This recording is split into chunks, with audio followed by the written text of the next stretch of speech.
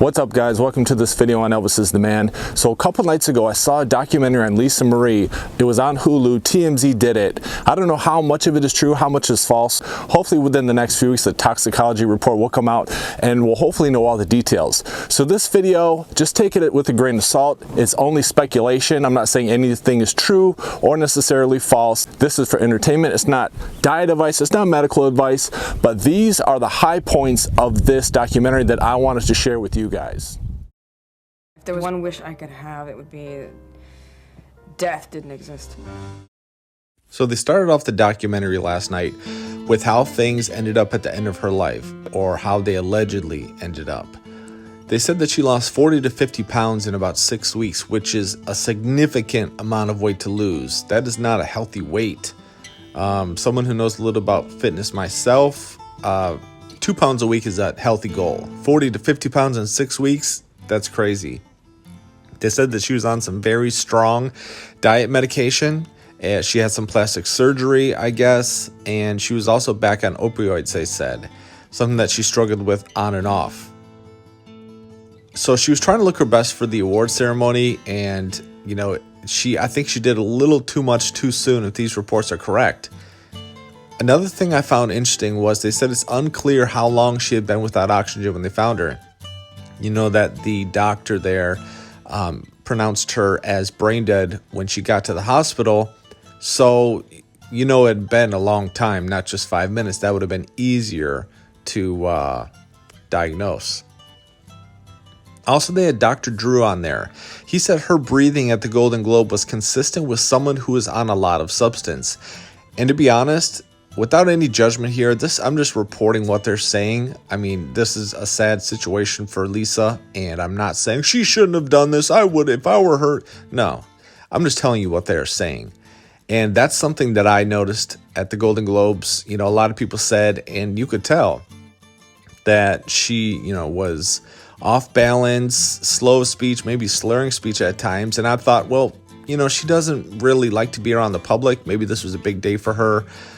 She likes to be private. Maybe she took something just to have her be more relaxed. Maybe she took too much.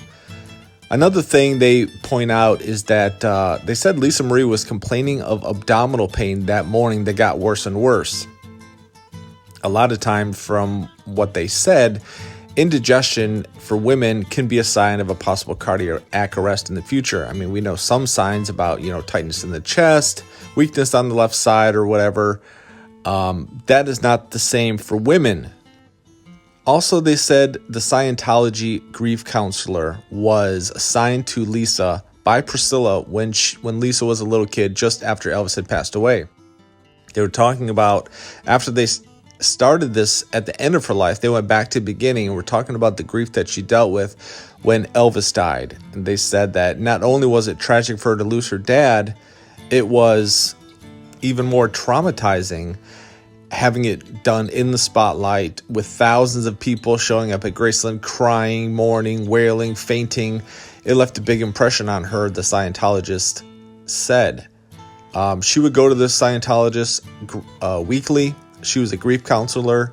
And she says at one point that a black limo would pull up, Lisa would get out, and at one point Priscilla yelled, "Handle her," and raised up her hands. She basically threw me out in the middle of the night. You know, one night I get out. She drove me to the church one night and sort of dumped me off to them. It was like 2 o'clock in the morning and I was in hysterics. This was when she was 17, when Lisa was 17. Lisa talks about Priscilla kicking her out of the house, and she stayed at the Scientology Center for 8 months.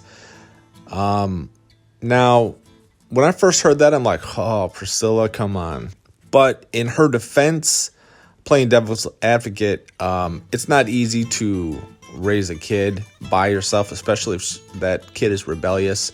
They said that Lisa was on cocaine and alcohol, and Priscilla was having a hard time keeping her disciplined and her life together, really.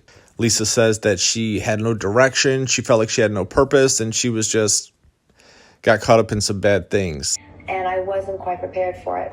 She did dabble in drugs. I was a lost soul for a while. I didn't know what I was doing. I had no purpose in my life. I didn't know what I wanted to do with myself, and, finding myself. Bring home a new guy, they put their foot down. Lisa says she was dropped off at that Scientology center like 2 in the morning, just for some clarification. But at that center, she met Danny Keough. He was a musician there. She says that she knew that he would be the one for her, that she was going to, spend her life with, whether married or not. He was going to be a part of it, and she was going to have kids with him. Then they start to go on to her life in her 20s, where she had some marriages. Oh, Lisa, there's helicopters outside the house, and they're saying you married Michael Jackson. And I go, I was just quiet. And she goes, you didn't. She goes, you didn't.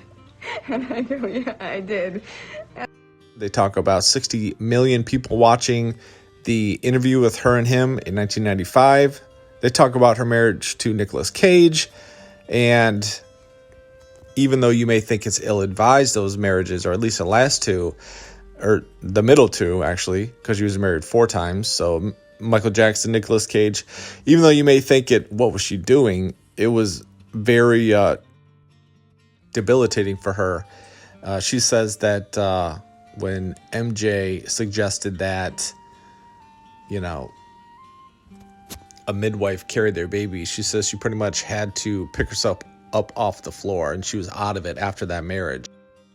Yeah, I was pretty much needed to be mopped up off the floor after that one. So then they get to her final marriage, which was to Michael Lockwood.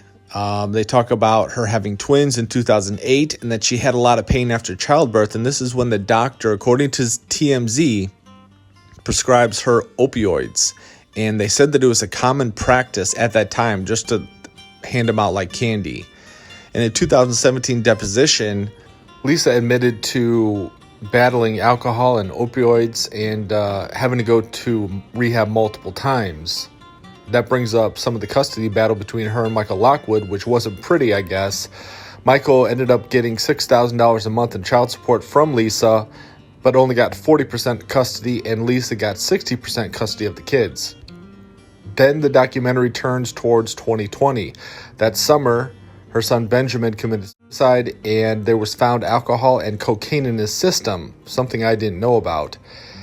That sent Lisa back into a spiral of grief and depression. TMZ said that she was back on opioids, and it was a real decision, Lisa writes, last summer actually, the 2-year anniversary of Ben's death, a real decision to keep going.